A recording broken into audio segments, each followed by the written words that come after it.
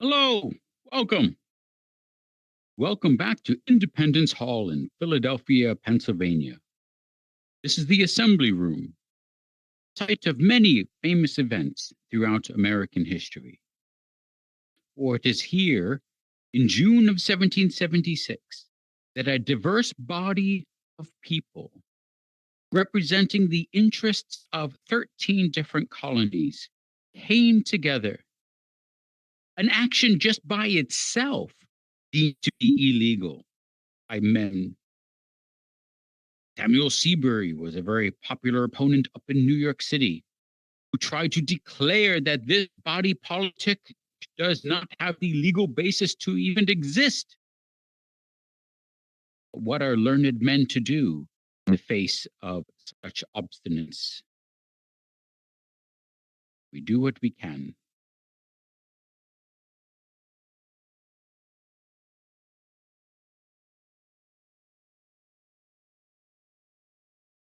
We let reason dictate our motives and actions. Reason for where we are in society. Reason for why we have rights, reasons for why we exist. All of these are very popular reasons why this body politic should exist in the very first place, back in 1775 and then 1776. But the vote for independence was not a sure thing. We really ran the gamut. Um, the Sons of the Revolution and the Minutemen up in New England, down to some of the more conservative voices, the genteel voices, voices not yet touched by the atrocities of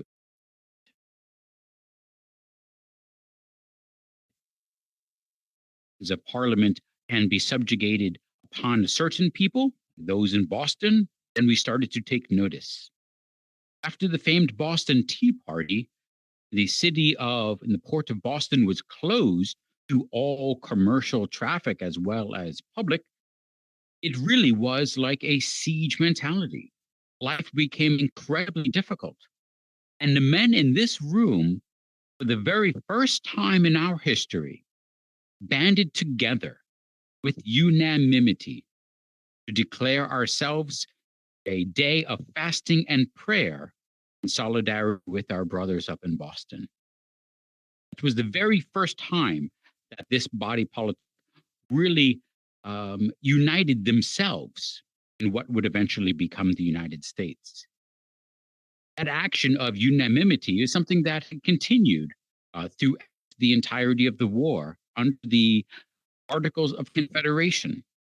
These were the legal documents to which the men in this room bound themselves in order to make the agreements, to make the decisions for what could be a country, one that does not yet exist. So the debate for independence in June of 76 was a pivotal moment in all of America's history.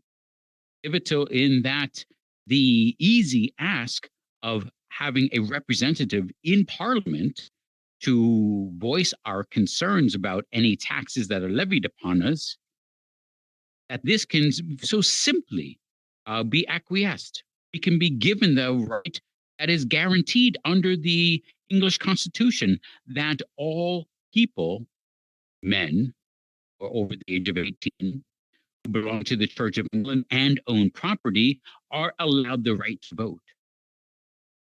In London at the time, that's about 3% of the people, and that's about the percentage that it is here in the cities of the New World, at 3%. But what made no taxation without representation such a popular rallying cry was the fact that most of the people that were coming here to the New World came here under dire circumstances. Many, most, actually enslaved themselves under a term of servitude, 7 to 12 years, where you are legally owned by someone else that they can do whatever they want with you. But hopefully, at the end, as per your contract, you would be given money or land. With land, then your Vote matters. Your voice matters. You as a person matter. Countless generations throughout Europe, through the feudal system, there was no upward mobility. You were in your station of life.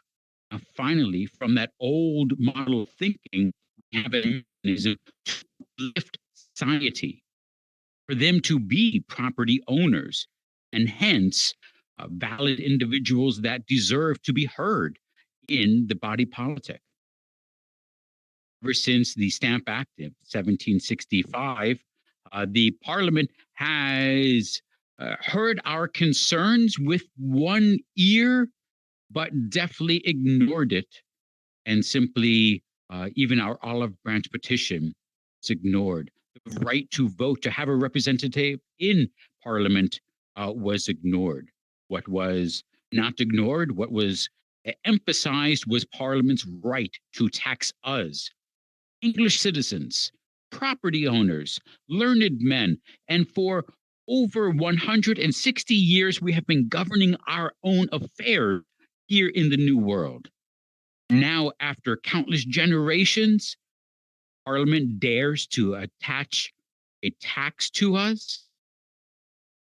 If we simply acquiesce, if we give in to this taxation without representation, where would it stop? We are giving the yoke to tyranny and placing it around our necks and saying, steer with what us as you may, you control us as our overlords, and we have no representation, no voice at all in how we are being directed. But after 160 years here in the New World, we have the confidence to direct ourselves. The Scottish Enlightenment and Greek philosophy have given us reasoning and proof that we can dictate our own affairs. What must change is the system of hereditary rule. We realize that hereditary rule is not special as it's meant out to be. Hereditary rule is often proclaimed in the words of the king that he is God on earth, or at least his representative. Such as Thomas Jefferson of Virginia once said, I will believe in hereditary rule when the next chairman of the Cambridge math department is the son of the former chairman of the Cambridge math department. It is obvious to everyone in this room that the smartest person for the job need not be the eldest son of the man currently in that position. And that as we understand more about life and we have that confidence of understanding and are striving up as a civilization to take on the mantle to improve our thinking and our understanding of the world, we now feel justified to have the right to govern ourselves. But need it come to war? Need it come to bloodshed? Need it come to us fighting the mother country that we love so much? That was the difficult situation that happened in this room in June of 76. How many abuses can we suffer? When does it become self-evident that the recourse that we deserve is not going to be delivered as pronounced by the actions and words of the British monarchy and parliament? So it really is quite amazing that, again, with unanimity, the men came together to declare our independence, to say that against the world empire, we stand divided from you. At such a time, we understood that this was a monumental occasion. We understood that this was a message for the ages. We understood that the last time a democracy was held in wide regard, you have to go back to the Greeks and Romans, or maybe to the Vikings in Villa in the year 1000. But here we stand so far together in our understanding of civilization that we actually created that moment to be a 0 mile marker, to set the stone in stone that from this time on forward, We are living in a new world, a new time. July 4th in 1776. It was an official date on government documents for generations to come. It's widely fell out of favor nowadays, but there are still some periodicals and almanacs that utilize it. But it was so important that even in our Constitution, which replaced the Articles of Confederation that these men uh, were operating under, when we created our Constitution, we declared it in the year of our Lord in Anno Domini 1787, and in the year of the United States, our country, the 12th. This ties into one of the main reasons why we are the only country in the world that celebrates the day that we said we are independent, not the day that the rest of the world agreed with us. Treaty Paris ratified in That's this a room cool is thing. a minor date in our personal American history. And mind you, no one agreed with us when we declared independence. France was not our ally militarily with supplies like what we are doing today in Ukraine. We did not receive that help from the French until the Battle of Saratoga late in 1777.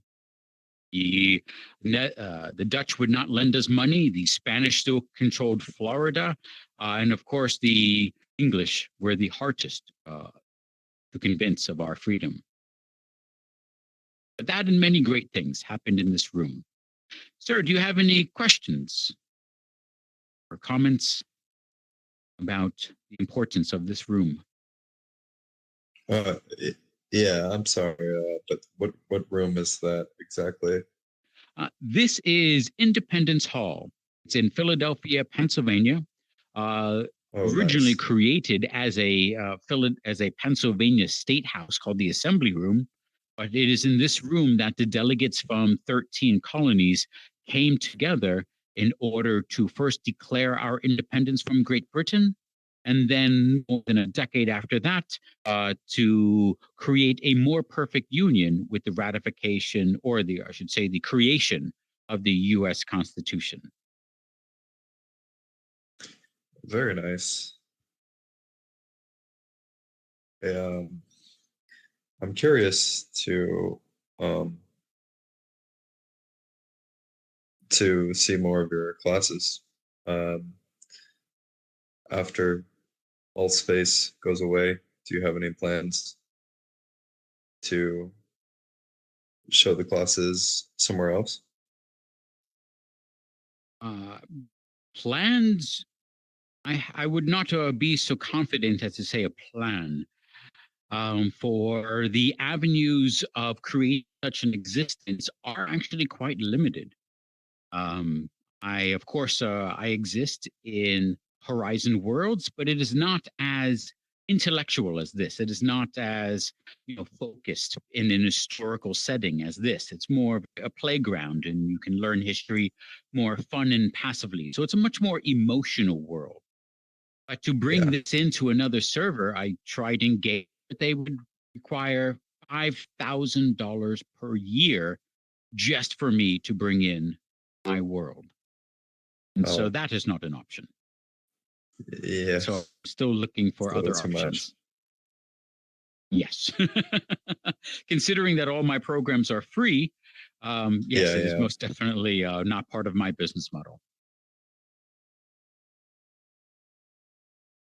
Well, I'd definitely like to follow your programs for sure.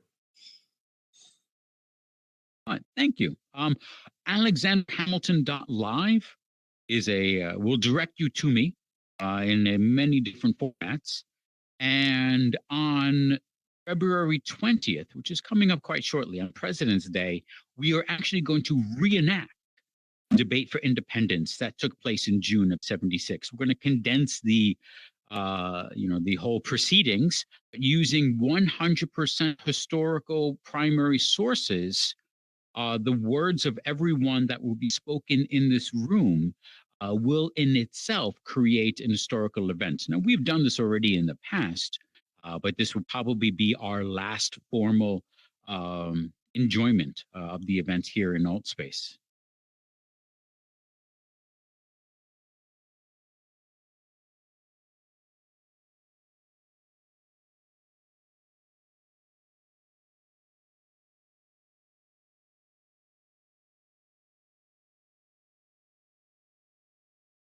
AlexanderHamilton.live, and I hope there is a sign up page in there.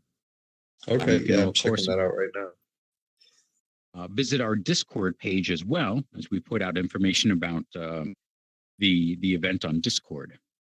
Okay. Is it over there? Correct, on the door.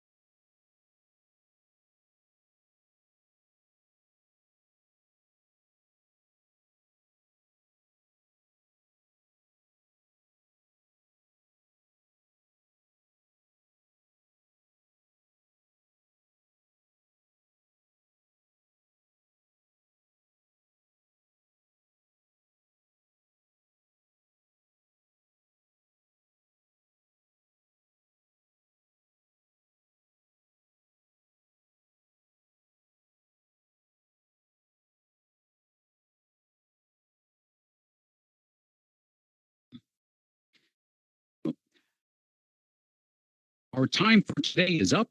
I am here every day at this time, so please feel free to come back and talk again.